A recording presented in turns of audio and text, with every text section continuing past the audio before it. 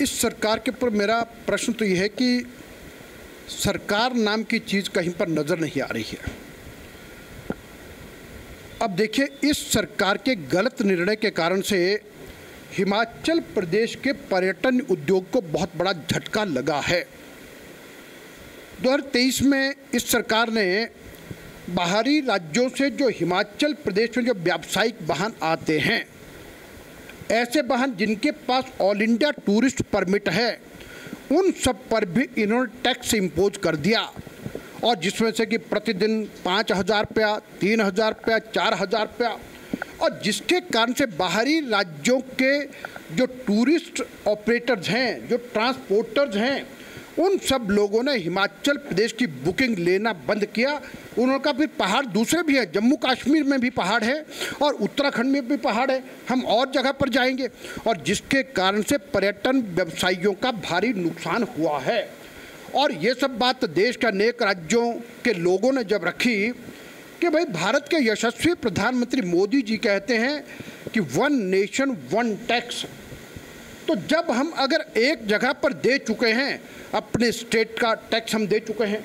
All India tourist permit का tax दे चुके हैं, तो फिर किस बात का टैक्स। और उसके लिए हिमाचल प्रदेश की सरकार को भारत सरकार ने पत्र लिख करके कहा और अन्य राज्यों को भी कहा कि अगर कहीं पर भी इस प्रकार का कोई टैक्स लिया जा रहा, वो नहीं लिया जाना चाहिए, जिसके कारण से पूरे देश और दुनिया के अंदर पर्यटक बढ़े। लेकिन इस सरकार के कानों तक जून नहीं रेंगती, और मैं मानता हूँ ये सरकार पूरी प्रकार से जो आम जनमानस अपने परिश्रम और पुरुषार्थ से कमाई करता है, उसको रोकने की कोशिश कर रही है। और दूसरा मैं ये भी कहूँगा कि अभी कैबिनेट सब कमेटी बनाई है, और जिस कैबिनेट सब कमेटी की एक स्टेटमेंट आई है, उसके एक माननीय मंत्री के द्वारा उन्होंने कहा कि हिमाचल प्रदेश में जो भारतीय जनता पार्टी के समय में होम स्टे योजना प्रारंभ की, जिसके कारण से एक आम नागरिक को अपने घर में काम करने की छूट मिली,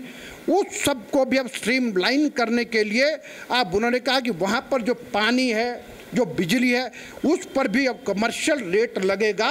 और जो होम स्टे की जो रजिस्ट्रेशन करते थे उसकी राशि भी लगभग 3 गुना तक बढ़ाई जा रही है। और मैं कहूँगा कि 5,000 के लगभग होम स्टे चलते हैं, ऐसे सब लोगों से ये करना भी कुठाराघात है। तो इसलिए मैं इस सरकार के ऊपर मेरा प्रश्न है कि इस प्रकार के कार्य ना करे, क्योंकि पर्यटन उद्योग के कारण से हर व्यक्ति तक रोजगार पहुँचता है, हर व्यक्ति अपने पैरों पर खड़ा हो सकता है, और जिसके कारण से जब हिमाचल प्रदेश के नौजवानों को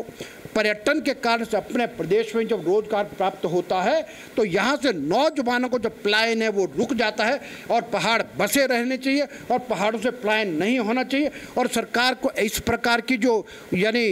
जन कल्याणकारी योजना के विरुद्ध जो निर्णय है, उनको वापस लेना चाहिए।